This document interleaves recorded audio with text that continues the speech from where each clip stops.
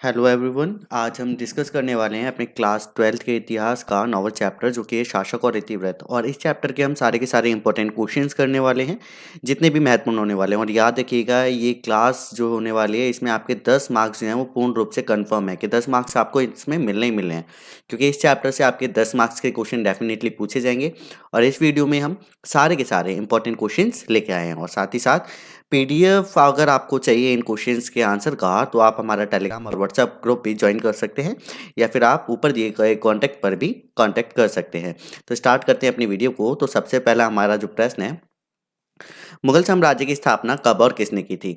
याद रखिएगा कि भाई हमारा जो मुगल साम्राज्य है इसके अंतर्गत जब बाबर आए, मतलब बाबर का जब इब्राहिम लोदी के साथ युद्ध हुआ जिसे पानीपत का युद्ध कहा जाता है, उसी समय मुगल साम्राज्य की स्थापना भी हो गई थी। तो मुगल साम्राज्य की स्थापना जहीरुद्दीन बाबर द्वारा की गई थी। 21 अप्रैल 1526 को बाबर और दिल्ली का सुल्तान जो कि इब्राहिम लोदी थे, उनके बीच में एक युद्ध हुआ जिसे पानीपत का प्रथम युद्ध कहा जाता है, जिसके बाद मुगल साम्राज्य की स्थापना हो गई थी। बिल्कुल सिंपल है और मोस्ट प्रोबेबली ये क्वेश्चन पूछे भी जा सकते हैं। अगला हम बात करेंगे, हमारा क्वेश्चन नंबर सेकंड है, मुगल साम्राज्य में झरोखा दर्शन की प्रथा के बारे में बताएं। इसको इंपॉर्टेंट में जरूर कंसीडर कर लीजिएगा, राइट। तो यहाँ पर सम्राट अपने दिन की शुरुआत सूर्योदय के समय कुछ व्यक्तिगत धार्मिक प्रार्थनाओं से करते थे, जिसके बाद वह पूर्व की ओर एक छोटी सी बालकनी में जाते थे जहां लोगों की भीड़ बादशाह की एक झलक पाने के लिए इंतजार करती थी। मतलब आप बोल सकते हो ये अकबर द्वारा ये स्टार्ट किया गया था झरोखा दर्शन, जिसके अंतर्गत क्या होता था कि जैसे ही सूर्य उदय होता था तो सूर्य उदय होने के बाद जो राजा हुआ करता था वो क्या करता था, छोटी सी बालकनी में जाता था। बालकनी के नीचे जो थे, मतलब आम जनता जो थी वहां पे खड़े हुआ करती थी, सैनिक औरतें बच्चे सारे के सारे खड़े हुआ करते थे ताकि वो राजा को देख सके। अकबर द्वारा शुरू की गई झरोखा दर्शन की प्रथा का उद्देश्य सार्वजनिक विश्वास के रूप में शाही सत्ता की स्वीकृति को और विस्तारित करना था। मतलब आप बोल सकते हो कि कोई भी राजा अगर झरोखा दर्शन कर भी रहा है तो उसका जो मेन मोटिव था वो ये था कि भाई लोगों से उसकी जान पहचान अच्छी हो, या फिर आप बोल सकते हो कि लोगों से उसका बॉन्ड जो है वो ज़्यादा अच्छा रहे, कि राजा और जो जनता है दोनों एक दूसरे से बेहद प्रेम करती है। 1 घंटा खिड़की पे बिताने के बाद बादशाह अपनी सरकार के प्राथमिक कार्यों के संचालन के लिए जनसभा हॉल में आते थे। अब यहाँ पे जनसभा हॉल का मतलब आप समझिएगा जिसको दीवाने आम कहा जाता है। वही राज्य के अधिकारी रिपोर्ट दर्ज करते हैं और अनुरोध करते हैं। मतलब यहाँ पे जनसभा में क्या हुआ करता था, जो भी रिपोर्ट वगैरह हुआ करती थी वहाँ पे पेश की जाती थी, और किसी भी प्रकार की किसी भी व्यक्ति को कोई भी अगर समस्या होती थी तो वहाँ पे अपना अनुरोध भी कर सकता था। तो ये हमारा क्या था, झरोखा दर्शन था। और दीवाने आम भी आपको पता चल गया होगा दीवाने आम किसे कहते हैं। यहाँ पे हमारा तीसरा क्वेश्चन जो है वो बहुत ही ज्यादा इंपॉर्टेंट है और मोस्ट प्रोबेबली आपसे एग्जाम में पूछा भी जाएगा। एशियाटिक सोसाइटी ऑफ बंगाल की स्थापना कब और किसने की, इसके महत्वपूर्ण कार्य को वर्णन करना। Remember this is gonna be most important question, very important question this is, right. And answer is 1784 में सर विलियम जॉन्स द्वारा एशियाटिक सोसाइटी ऑफ बंगाल की स्थापना की गई थी। इसका उद्देश्य औपनिवेशिक काल में अंग्रेजों ने अपने साम्राज्य के लोगों और उनकी संस्कृति को बेहतर तरीके से समझने के लिए इसकी स्थापना की थी। अब यहाँ पे भारत में अलग अलग संस्कृति के लोग थे, अलग अलग प्रकार के लोग थे। अब यहाँ पे अंग्रेजों ने हमारे ऊपर शासन किया था, और जितने भी अंग्रेजों के साथ कार्य करते थे उनकी संस्कृति को बहुत अच्छे से समझने के लिए उन्होंने एशियाटिक सोसाइटी ऑफ बंगाल की स्थापना की थी। इसमें क्या था कि भाई भारतीय इतिहास का अध्ययन करना था कि भारतीय इतिहास किस प्रकार है। 1784 में सर विलियम जॉन्स द्वारा स्थापित बंगाल की सोसाइटी, मतलब आप बोल सकते हो एशियाटिक सोसाइटी ऑफ बंगाल में कई सारी भारतीय पांडुलिपियों का संपादन किया गया, प्रकाशन किया गया और इसका अनुवादन किया गया। मतलब आप बोल सकते हो कि भारत की जो भी संस्कृति थी उसको समझने के लिए एशियाटिक सोसाइटी ऑफ बंगाल की स्थापना की गई थी। अकबरनामा और बाबरनामा के संपादित संस्करण भी पहली बार एशियाटिक सोसाइटी ऑफ बंगाल द्वारा ही प्रकाशित किए गए थे। तो याद रखिएगा ये बहुत ज़्यादा इंपॉर्टेंट क्वेश्चन है, और जैसे कि बताया गया अगर आपको इसका पीडीएफ चाहिए तो ऊपर दिए गए कॉन्टैक्ट पर जरूर ज्वाइन कीजिएगा, या फिर आप उस पर कॉल भी कर सकते हैं, राइट, या फिर आप मैसेज भी छोड़ सकते हैं। आगे हमारा क्वेश्चन नंबर 4, अबुल फजल ने भू राजस्व को राज्य की परिश्रमिक क्यों बताया, समझाएं। तो यहाँ पे अबुल फजल ने भू राजस्व को परिश्रमिक बताया। ये सिर्फ हम इंपॉर्टेंट क्वेश्चन में कंसीडर करेंगे, राइट। परिश्रमिक का मतलब है, देखो भू राजस्व मतलब भूमि का राजस्व जनता से लेना। जनता से लेने का मतलब अगर जनता जो है, मान लो कि कोई व्यक्ति शिल्पकार है या फिर कोई व्यक्ति किसानी कर रहा है तो उसमें से कुछ हिस्सा जो था वो राजा को देना पड़ता था, ठीक है। तो भू राजस्व को राज्य का परिश्रमिक क्यों बताया, तो राजा द्वारा अपनी प्रजा को सुरक्षा प्रदान करने के लिए ली गई जो राशि थी या फिर जो भी बदले में जो हिस्सा लिया जाता था उसे ही इसे परिश्रमिक बताया है। सम्राट अपनी प्रजा के 4 तत्वों जीवन, मान, सम्मान और आस्था की रक्षा करता है। एक बात बताएं कि अगर हम बात करें कि गवर्नमेंट को भी हम टैक्स देते हैं, राइट? गवर्नमेंट को टैक्स क्यों देते हैं? ताकि गवर्नमेंट हमारे लिए कार्य कर सके। तो राज्य को अगर हम बात करें, राजा अगर है और वो भू राजस्व ले रहा है तो इसलिए ले रहा है ताकि वो लोगों के लिए अच्छे से अच्छे विकल्प उपलब्ध करा सके और उनका सम्मान, जीवन, मान, आस्था इन सब की रक्षा भी कर सके। बदले में वह आज्ञाकारिता और संसाधनों में से एक हिस्सा मांगता है। मतलब जितने भी लोग हैं वो राजा की आज्ञा का पालन करेंगे और जितने भी संसाधन हैं जो उनके द्वारा उपयोग किया जाता है उसमें से कुछ हिस्सा राजा को दिया जाएगा। राइट, आगे हम यहाँ पे डिस्कस करेंगे। पांचवा प्रश्न ये भी बहुत ज़्यादा इंपॉर्टेंट है। सुलह कुल की नीति क्या है? यह मुगल काल की एक ज़रूरत थी। इस पे अपने विचार व्यक्त करने हैं। और सुलह कुल का मतलब आप सिंपल सा समझिएगा, सुलह कराना। सुलह मतलब अगर मान लो कि किसी दो व्यक्तियों में लड़ाई हो रही है, तीसरा व्यक्ति आके सुलह करा रहा है, राइट, तो उसे ही सुलह कहा जाता है। तो मुगल साम्राज्य में अलग अलग धर्मों के धार्मिक समूह रहते थे, जैसे हिंदू, जैन, मुसलमान, ठीक है, अलग अलग रहते थे। और भी कई सारे धर्म थे जो वहाँ पर रहते थे। अब यहाँ पे क्या था कि अगर मान लो कि दो धर्मों के बीच, हिंदू हो या फिर मुस्लिम हो, दोनों के बीच में अगर किसी भी प्रकार का मतभेद उत्पन्न हो रहा है या फिर किसी भी प्रकार की लड़ाई हो रही है तो राजा उनके बीच में सुलह करवाता था, तो उसे ही सुलह कुल कहा गया। सभी तरह की शांति और स्थायित्व के स्रोत रूप में बादशाह सभी धार्मिक समूह के ऊपर हुआ करता था।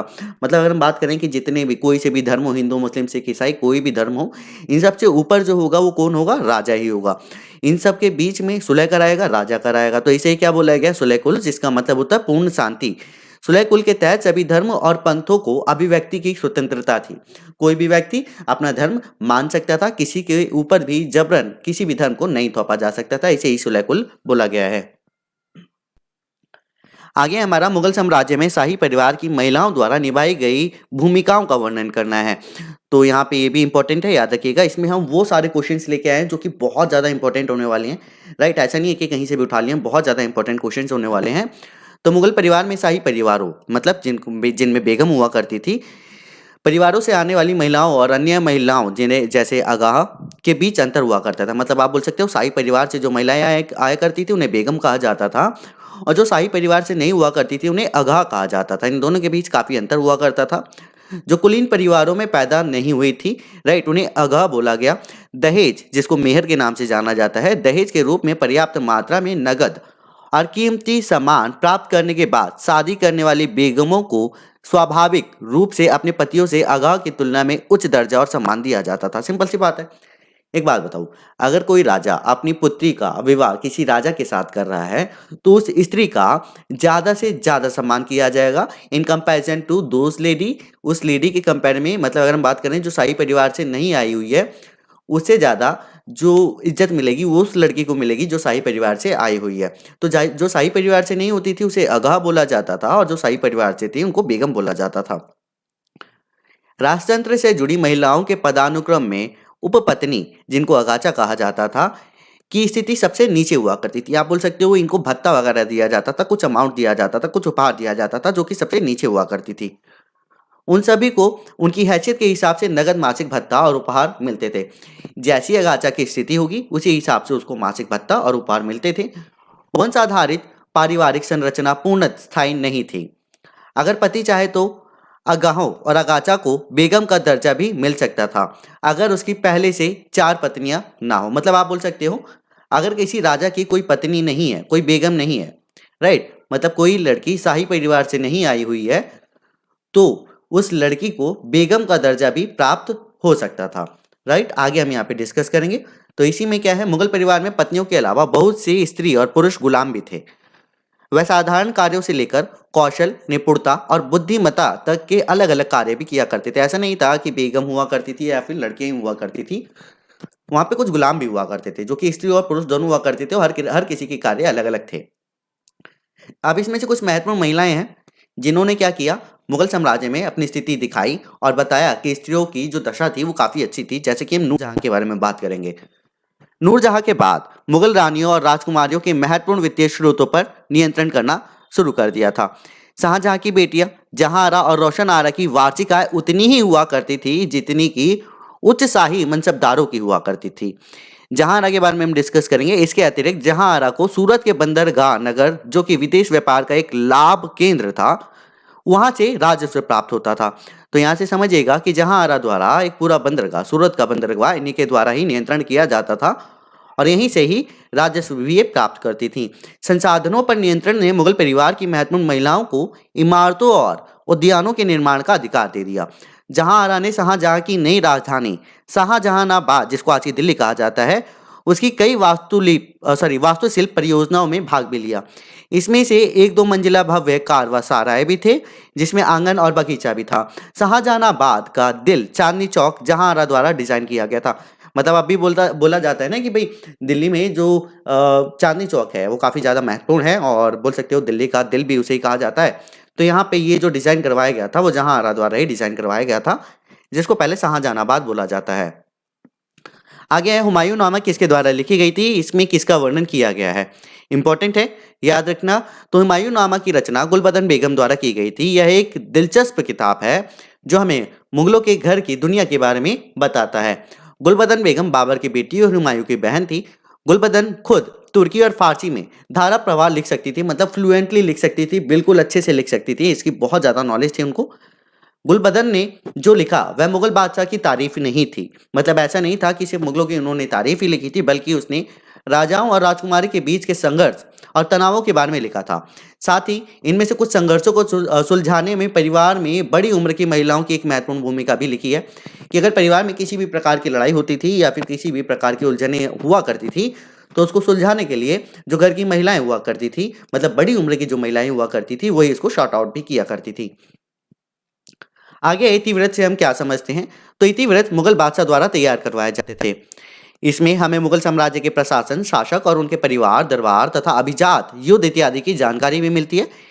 इतिवृत्त दरबारी इतिहासकार द्वारा लिखे जाते थे। तो दरबार में इतिहासकार हायर किए जाते थे, जो नियुक्त हुआ करते थे, उनके द्वारा ही इतिवृत्त तैयार कराए जाते थे। आगे यहाँ पे ये काफ़ी ज़्यादा इंपॉर्टेंट है, याद रखिएगा। शाही किताब खाने से आप क्या समझते हैं। मुगल काल में पांडुलिपियों की संरचना का वर्णन कीजिए। दोनों एक ही प्रश्न है, ठीक है, अलग अलग वे में पूछे जा सकते हैं। पांडुलिपि तैयार करने के लिए बहुत ही ज़्यादा लंबी प्रक्रिया हुआ करती थी। पांडुलिपि का एक्चुअल में अर्थ होता है हाथ से लिखी पुस्तक। इन पांडुलिपियों की रचना शाही किताब खाने में हुआ करती थी। पांडुलिपियों की रचना में एक नहीं, हालांकि कई सारे लोगों का योगदान हुआ करता था। किसी एक व्यक्ति द्वारा पांडुलिपि को तैयार नहीं किया जाता था। फॉर एग्जाम्पल जैसे हम बात करेंगे, जो कागज बनाते हैं उनका अलग कार्य था। पांडुलिपि के पन्ने तैयार करना, सुलेखक जो कि लेखन का कार्य करते थे, कोफ्तकार जो कि पेजों को चमकाने का कार्य करते थे, कुछ चित्रकार और कुछ जलसाज वगैरह हुआ करते थे। तो पांडुलिपि के वास्तविक निर्माण में शामिल कुछ लोगों को ही उपाधियां और पुरस्कार के रूप में मान्यता दी जाती थी। जैसे हम बात करें कि इसमें अलग अलग लोग थे, हर किसी के अलग अलग कार्य थे। कुछ कागज बनाते थे, कुछ पांडुलिपि को तैयार मतलब पांडुलिपि के पन्ने को तैयार करते थे, राइट। तो इसमें से सुलेखक और साथ ही साथ इसमें जो चित्रकार हुआ करते थे, यही 2 लोग थे जिनको उपहार या फिर बोल सकते हो उपाधि दी जाती थी कि इनके द्वारा ही कोई भी इतिवृत्त तैयार किया गया। हालांकि बाकी लोगों का भी इसमें योगदान हुआ करता था। इसमें सुलेखकों और चित्रकारों को उच्च सामाजिक दर्जा प्राप्त था, जबकि अन्य जो थे गुमनाम रह गए, मतलब इनकी कोई भी ज़्यादा बेहतर स्थिति नहीं थी या फिर लोगों द्वारा इनको याद नहीं किया जाता था। इन पांडुलिपियों में छवियों का उपयोग किया गया था, मतलब आप बोल सकते हो चित्रों का उपयोग किया गया था। घटनाओं को दर्शाने के लिए चित्र एक महत्वपूर्ण साधन भी थे। इसने पुस्तक की सुंदरता को जोड़ा, पुस्तक में सुंदरता को लाया। अबुल फजल ने चित्रकारी को एक जादुई कला माना। तो अगर क्वेश्चन पूछा जाता है कि चित्रकारी को जादुई कला किसने बोला, तो आपको याद रखना है अबुल फजल द्वारा ही बोला गया था। अगला हमारा 10वां प्रश्न, अकबरनामा पे हमारे को टिप्पणी लिखनी है, बहुत ही ज्यादा इंपॉर्टेंट है। अकबरनामा के लेखक अबुल फजल का लालन पालन मुगल राजधानी आगरा में हुआ था। वह अरबी, फारसी, यूनानी दर्शन और सूफीवाद के अच्छे जानकार भी थे। इसके अलावा वह एक प्रभावशाली वाद विवाद और स्वतंत्र विचारक भी थे। उन्होंने रूढ़िवादी उलेमा के विचारों को लगातार विरोध किया। अकबर इन गुणों से बहुत ज़्यादा प्रभावित भी हुए। उन्होंने अबुल फजल को अपने सलाहकार और उनकी नीतियों के प्रवक्ता के रूप में भी उपयुक्त किया। तो 1589 से अबुल फजल ने अकबरनामा पर 13 साल तक काम किया और इस दौरान उन्होंने कई सारे मसौदे पर काफ़ी ज़्यादा सुधार भी किया। मतलब आप बोल सकते हो काफ़ी बार उन्होंने इस पे बार बार कार्य भी किया था। आगे यह इतिहास अलग अलग प्रकार के साक्ष्यों पर आधारित था, जैसे घटनाओं का वास्तविक लेखा जोखा, आधिकारिक दस्तावेज और जानकर व्यक्तियों की मौखिक प्रमाण। मतलब जो भी व्यक्ति, जिस व्यक्ति के पास जितनी जानकारी हुआ करती थी, उनके मौखिक प्रमाण भी इसमें लिखे गए हैं। और ये सारा का सारा राजा के देखरेख में हुआ करता था, राजा से परे कुछ भी नहीं हुआ करता था। अकबरनामा को 3 जिल्दों में विभाजित किया गया है, जिसमें से सबसे पहले 2 जो है मतलब पहला और जो दूसरा है, राइट? आप बोल सकते हो इसको 3 भाग में डिवाइड किया गया है। पहले और दूसरे में सिर्फ इतिहास बताया गया और तीसरी जिल्द को आईने अकबरी बोला गया है। पहले खंड में आदम से लेके अकबर तक जीवन के एक खगोलीय चक्र 30 वर्ष तक मानव जाति का इतिहास है। मतलब अकबर का जो जीवन काल था उसमें 30 साल का वर्णन है। दूसरा खंड अकबर 1601 के 46वें शासन काल में समाप्त होता है। मतलब आप बोल सकते हो कि जो 46वां उनका शासन काल था, मतलब 46वें वर्ष में जो उन्होंने अपना शासन काल का संभाल रखा था, शासन जो संभाल रखा था, वहां तक का वर्णन है। अगले ही साल अबुल फजल राजकुमार सलीम द्वारा रची गई साजिश का शिकार हो गए और सलीम के साथी बीर सिंह बुंदेला ने उसकी हत्या कर दी। किसने? बीर सिंह बुंदेला ने किसकी कर दी? अबुल फजल की। जैसे हम बात करें 1601 में जब अकबर की मृत्यु हो गई तो एक साल बाद मतलब 1602 में यहाँ पर जो अबुल फजल थे उनकी हत्या कर दी गई। अकबरनामा एक पारंपरिक ऐतिहासिक दृष्टिकोण से समय पर राजनीतिक रूप से महत्वपूर्ण घटनाओं का विवरण देने के लिए लिखा गया था। आगे बादशाहनामा के लेखन पे हमारे को टिप्पणी लिखनी है। तो अबुल फजल के जो शिष्य थे जिनको अब्दुल हमीद लाहौरी के नाम से जाना जाता है, उन्होंने ही बादशाहनामा को लिखा था। इसके गुणों के बारे में सुनकर बादशाह शाहजहां के अकबरनामा की तर्ज पर अपने शासन का इतिहास लिखने के लिए उन्हें नियुक्त किया था। उन्होंने बोला अब्दुल हमीद लाहौरी से कि जिस तरह से अकबरनामा लिखा है वैसे ही आप बादशाहनामा भी लिखेंगे। आधिकारिक इतिहास बादशाहनामा भी है। इसके 3 खंड है और प्रत्येक खंड में 10 चंद्र वर्ष का विवरण भी दिया गया है। लाहौरी ने सम्राट के शासन के पहले 2 दशक मतलब 1627 से लेके 1647 में पहले और दूसरे कार्यालय लिखे। इन जिल्दों को बाद में, यहाँ पे जिल्द है ये, ठीक है, यहाँ पे जिल्द है। इन जिल्दों को बाद में शाहजहां के वजीर सुल्तान खान द्वारा सुधारा गया था। वृद्धावस्था की अक्षमता के कारण लाहौरी 30 के दशक के बारे में नहीं लिखा। मतलब आप बोल सकते हो कि यहाँ पर अब्दुल हामिद लाहौरी जो थे वो वृद्ध अवस्था में थे, मतलब बूढ़े हो चुके थे, जिसकी वजह से आगे 30 दशक के बारे में उनको नहीं पता, या फिर आप बोल सकते हो पता तो था लेकिन वो नहीं लिख सके, जिसे बाद में इतिहासकार वारिस द्वारा लिखा गया था। मतलब आप बोल सकते हो कि आगे बादशाहनामा को कंटिन्यू जो किया गया था वो वारिस द्वारा किया गया था। अगला हमारा प्रश्न है अकबर की पसंदीदा लेखन शैली कौन सी थी? इसकी विशेषता हमारे को बतानी है। तो अकबर की पसंदीदा लेखन शैली नास्तलिक शैली थी और यह एक तरल शैली थी जो एक लंबे सरकंडे प्रवाह वाले तरीके से लिखी जाती थी। ये 5 से 10